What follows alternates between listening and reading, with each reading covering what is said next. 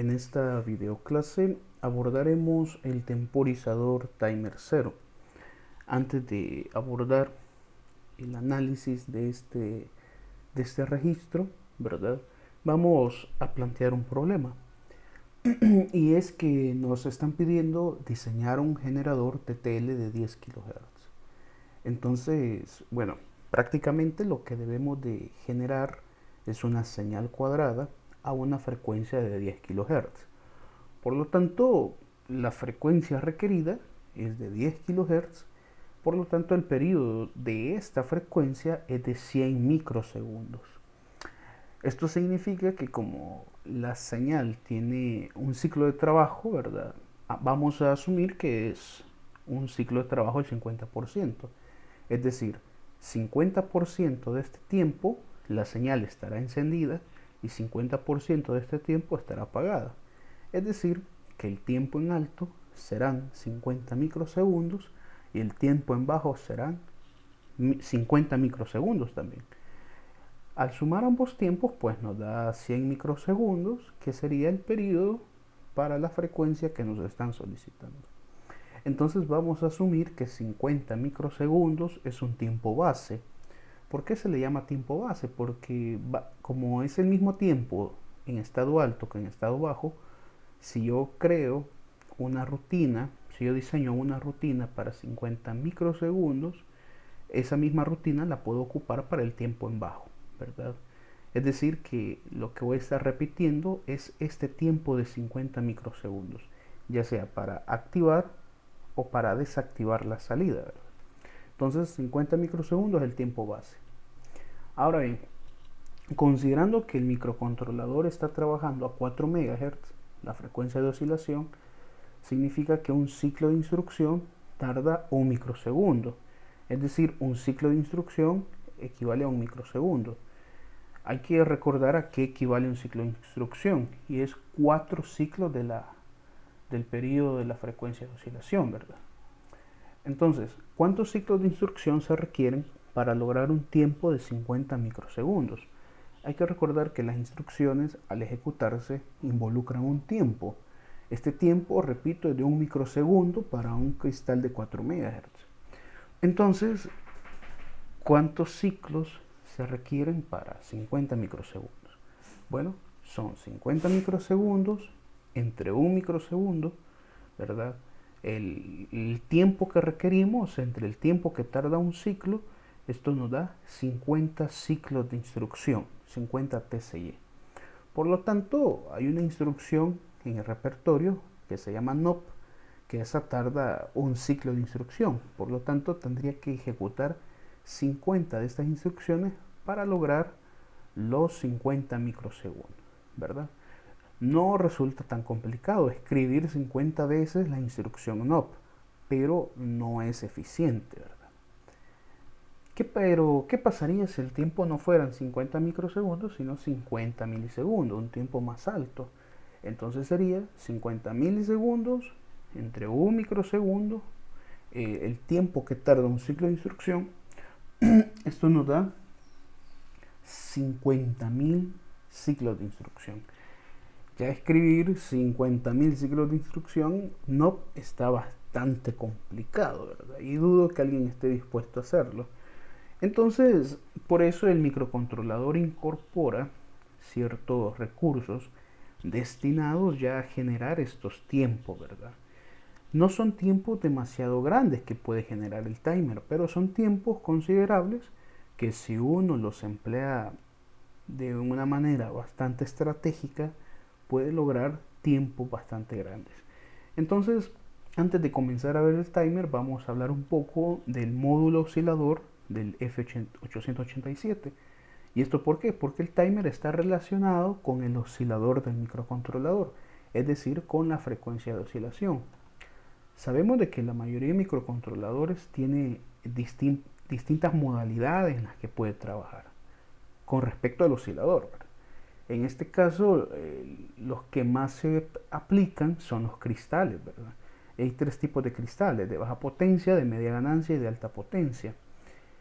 Entonces, Por lo general, el cristal de 4 MHz es un cristal de media ganancia, ¿verdad? Y es el tipo de cristal o el tipo de oscilador XT. El que nosotros ocupamos aprovechando el oscilador interno del microcontrolador es esta opción int os io, ¿verdad? Que es un oscilador interno con función entrada-salida en los pines destinados a reloj. Hay dos pines, si no me equivoco, en el puerto E que tienen este nombre, OSC1 y OSC2.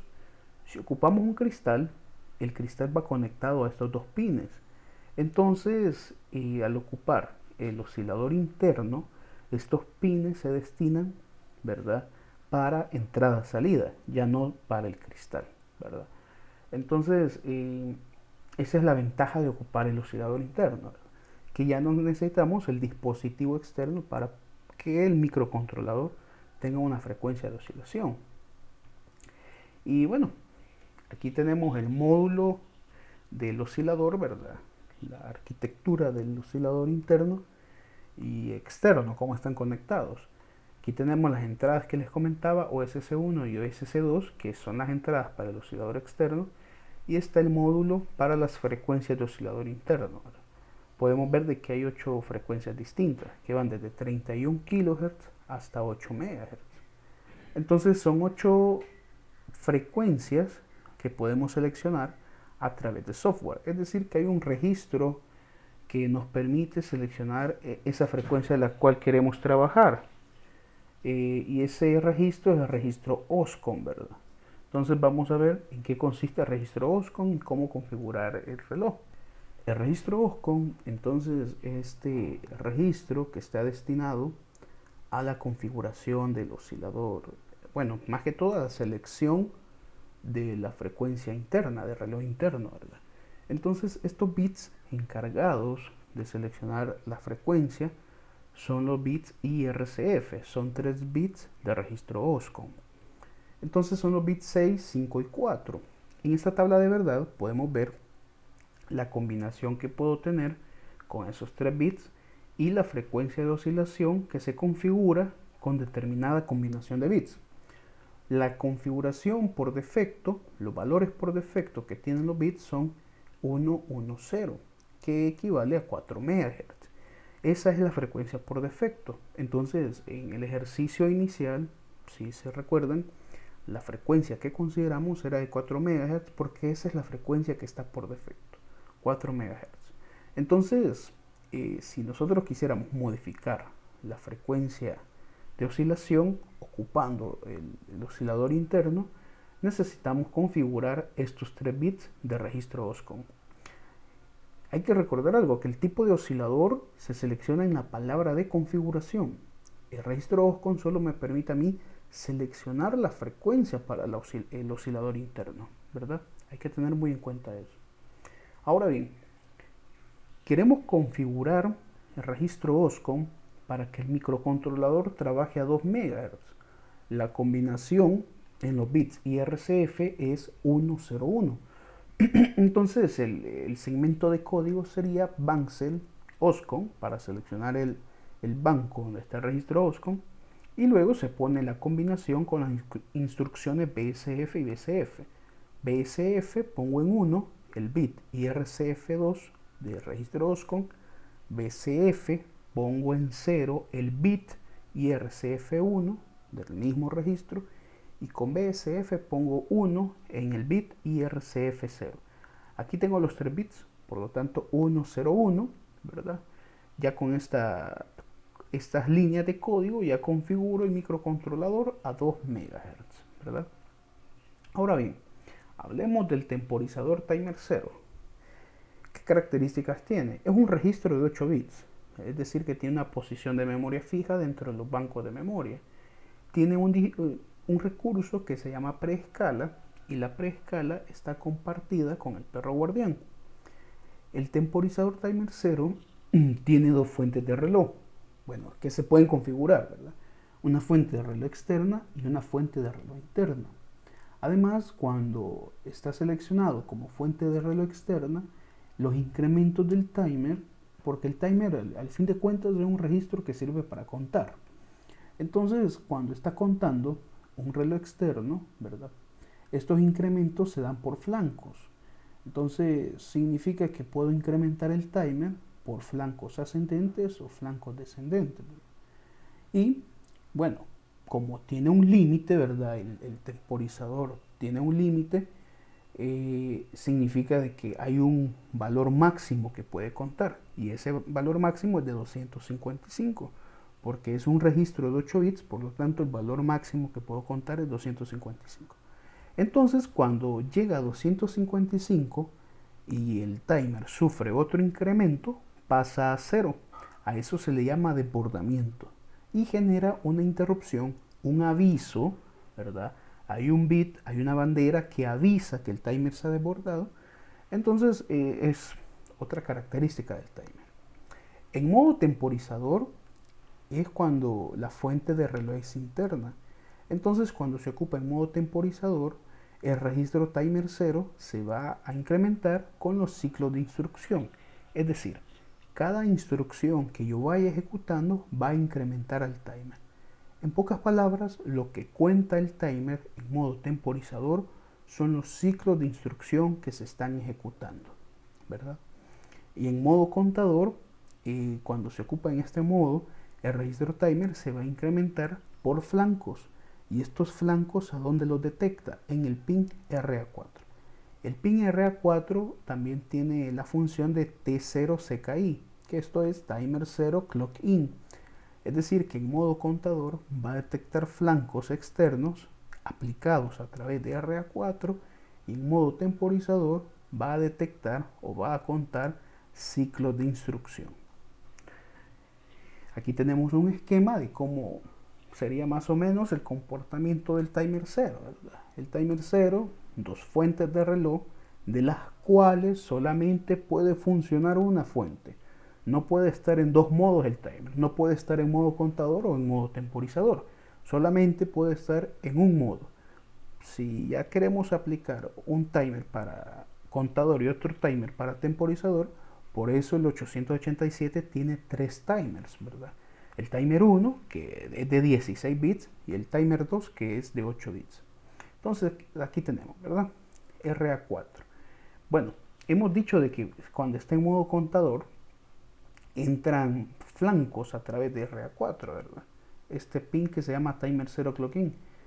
Pero, ¿cómo selecciono el tipo de flanco que quiero que detecte el timer? Bueno, el tipo de flanco se selecciona en el registro Option Reg, que es el registro de opciones. En Option Reg hay un bit que permite configurar el tipo de flanco que será detectado por RA4.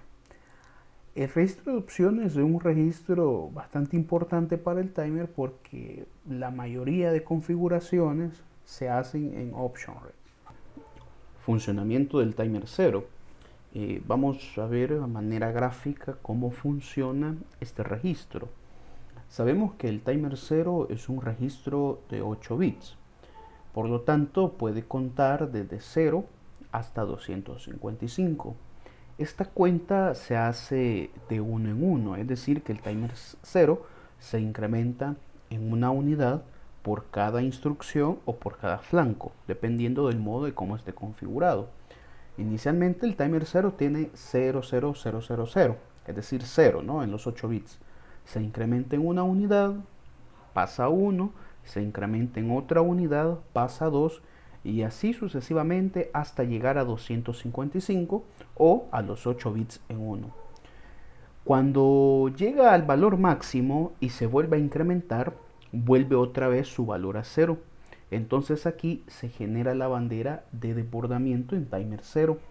La bandera de desbordamiento avisa cuando el timer ya ha llegado a su valor máximo y se dispone a contar nuevamente, es decir, que de 255 pasa a 0.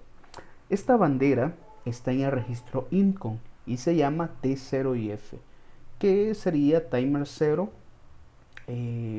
interrupt flag, ¿verdad? Interrupción del timer 0, ¿verdad? Es decir, que el timer 0, esta bandera también puede funcionar como una interrupción. En otra sesión vamos a abordar cómo configurar las interrupciones y cómo aplicar esta interrupción para algún tipo de programa. Pero por el momento solo hay que tener en cuenta de que esta bandera se va a poner en 1, por lo general está en 0. Entonces cuando el timer se desborda, automáticamente se pone en 1. ¿Por qué? Es importante tener en cuenta esto, porque esta bandera está dentro de la rutina del timer y es a través de esta bandera que vamos a estar evaluando si el timer ya se desbordó o no. ¿Por qué es importante evaluar si el timer ya se desbordó? Porque si el timer se ha desbordado, significa que ha alcanzado su valor máximo y por lo tanto ha generado o ha creado la temporización que nosotros hemos programado. Ya sea como contador o ya sea como temporizador, los pulsos obligadamente pasan a través de algo que se llama preescala. La preescala, más adelante vamos a ver cómo se configura y consiste en aumentar la cantidad de pulsos necesarios para incrementar el timer. Ahora bien, en ocasiones será necesario agregarle al timer un valor inicial de carga. Esto deberá dependiendo de las condiciones que nosotros tengamos para contar. Es decir, no necesariamente siempre es necesario contar de 0 a 255, ¿verdad? En ocasiones será necesario cargarle un valor inicial para que no cuente todo los 256 valores. Esto se va a configurar dependiendo del tiempo que nosotros queramos generar con el timer, ¿verdad? Entonces, si yo le cargo un valor inicial, es lógico que va a contar menos, ¿verdad? A que cuente desde 0. Entonces, ese valor se le llama carga inicial del timer. Y a partir de este valor, el timer siempre va a contar hasta 255, ¿verdad? Entonces, esta carga inicial permite que el timer cuente menos veces y el total de incrementos que va a sufrir el timer va a ser igual a 256 menos el valor de esta carga inicial. Esto hay que tenerlo en cuenta porque hay ecuaciones que permiten encontrar el valor que hay que cargarle al timer, ¿verdad? Para que cuente determinado tiempo, ¿verdad? Y aquí tenemos las ecuaciones. Estas ecuaciones funcionan cuando el timer está configurado como temporizador. El valor que debemos de cargar en el timer para un tiempo establecido, ¿verdad? Es igual, la ecuación dice 256 menos el tiempo del timer o el tiempo que quiero generar con el timer entre 4 multiplicado por TOSC, que sería el tiempo de oscilación. Este tiempo de oscilación o periodo de oscilación es el inverso de la frecuencia de oscilación y multiplicado por el valor de la preescala. Esta ecuación sirve para calcular la carga requerida en el timer. En el ejemplo que desarrollamos al inicio, el tiempo requerido es 50 microsegundos. Esos 50 microsegundos serían sustituidos acá donde dice tiempo timer 0. El tiempo de oscilación sería el inverso de 4 MHz, que si no me equivoco son 250 nanosegundos. Y la preescala ya vamos a ver entre qué valores podemos escogerla. Ahora bien, si ya tengo la carga del timer, hay otra ecuación que me permite encontrar el tiempo directamente. Es decir, puedo ocupar la ecuación para encontrar la carga o también puedo ocupar la ecuación para calcular el tiempo que me va a generar el timer. Ambas ecuaciones son complementarias, es decir que en realidad esta primera ecuación viene de esta segunda, únicamente que se ha despejado en términos de la carga del timer 0. Entonces la segunda ecuación sirve para calcular el tiempo generado por el timer. Tiene las mismas variables, lo único que ha cambiado son las operaciones realizadas. Entonces, considerando esa ecuación, aquí tenemos una tabla que nos indica las frecuencias de oscilación que podemos tener con el oscilador interno, claro, son las frecuencias más altas, y el tiempo máximo que podemos generar con el timer. Podemos ver que para una frecuencia de oscilación de 8 MHz, el tiempo máximo son 33 milisegundos. Para un oscilador de 4 MHz, el tiempo máximo son 66 milisegundos. Para una frecuencia de oscilación de 2 MHz, 131 milisegundos. Y para 1 MHz, 262 milisegundos. Entonces aquí podemos darnos cuenta de que podemos alterar el tiempo máximo que me puede proporcionar el timer si yo configuro la frecuencia de oscilación, ¿verdad? Ya vimos que esto se hace a través del registro OSCON. Entonces hay que tener en cuenta esto también. Veamos. Registro de opciones y el timer 0. El registro de opciones es un registro donde se configura cómo va a operar el timer 0. Recordemos que puede funcionar como temporizador o como contador.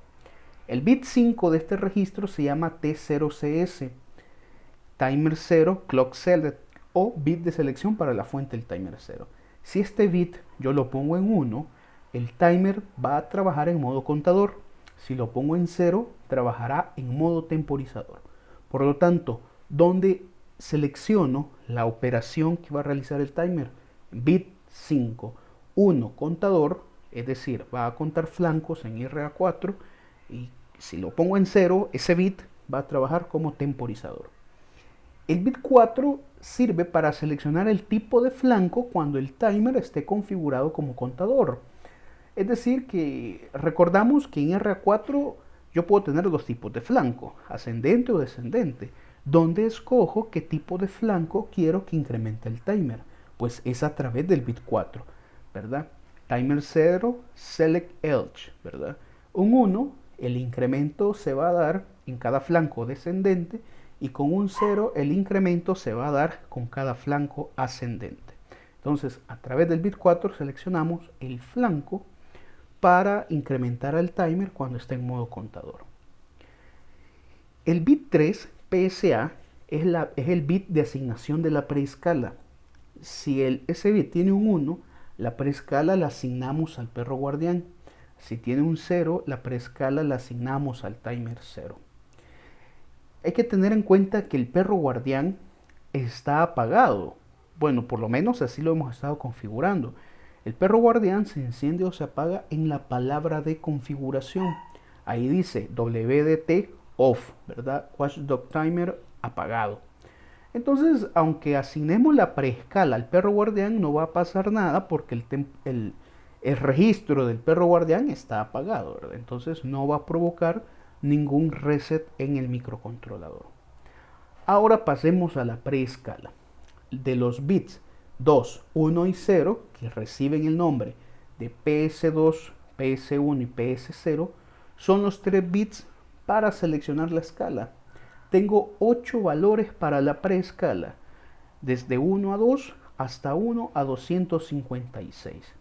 Cada combinación determina un rango distinto para la preescala. Entonces, ahora vamos a explicar en qué consiste la preescala. El propósito de la preescala es aumentar la duración de los pulsos que incrementan el timer. ¿Esto qué quiere decir? Podemos ver que el mínimo valor de la preescala es de 1 a 2 y el máximo valor de la preescala es de 1 a 256.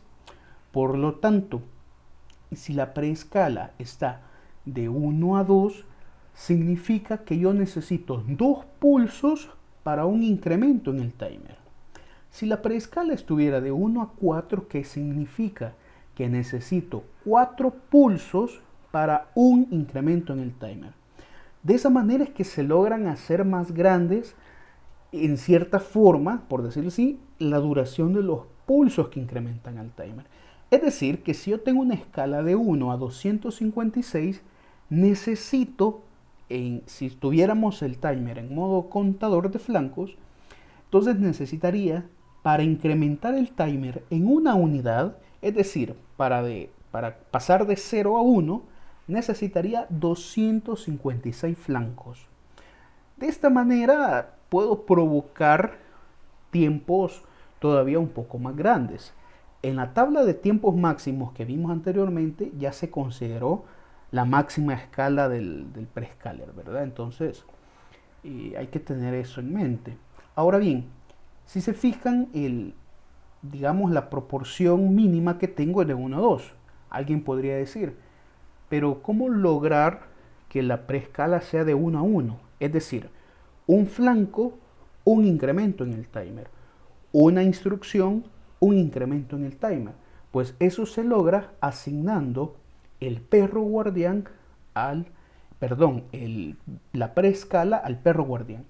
Si este bit PSA yo lo pongo en 1, la preescala queda deshabilitada para el timer 0. Por lo tanto, los pulsos llegan de 1 en 1 al timer 0. Ese es como un truco si uno quiere lograr una preescala de 1 a 1, ¿verdad? Y eso se debe porque la tabla, pues, los bits de preescala no me permiten poner un rango de 1 a 1, ¿verdad? Entonces, repito, esto lo que hace es incrementar la cantidad de pulsos o la cantidad de instrucciones que necesito para lograr el incremento de una unidad en el timer 0. Ahora bien, bueno, ahí está, ¿verdad? Si se desea una preescala de 1 a 1, el bit PSA debe ponerse a 1, lo que expliqué, ¿verdad? De asignar la preescala al perro guardián para lograr la preescala de 1 a 1. Considerando esto y retomando el ejercicio de aplicación que traíamos desde el inicio, donde nos piden generar un generador de onda cuadrada TTL con una frecuencia de 10 kHz, vamos a aplicar el timer. Entonces sabemos que el tiempo base es de 50 microsegundos, ¿verdad? Entonces, el tiempo requerido son 50 microsegundos. El tiempo de oscilación es de 250 nanosegundos. El tiempo de oscilación, repito, es el inverso de la frecuencia de oscilación. Si ustedes le sacan el inverso a 4 MHz, que es la frecuencia a la que está oscilando el micro, nos va a dar 250 nanosegundos. Y vamos a escoger una preescala de 1 a 4. La selección de la preescala pues es arbitraria, ¿verdad? No hay una forma de decir voy a escoger una escala de 1 a 2, de 1 a 8, no, ¿verdad? Uno tiene que ir calculando de tal manera que el valor que nos quede para cargarla al timer sea un valor próximo a un número entero, ¿verdad? Entonces, hagamos los cálculos.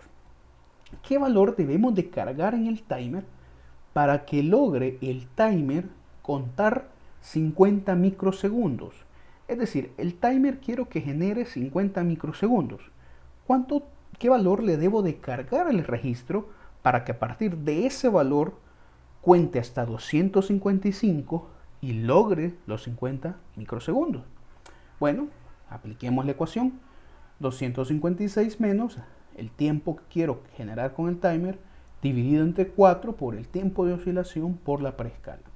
Al sustituir es igual a 256 menos 50 microsegundos entre 4 por 250 nanosegundos por la preescala.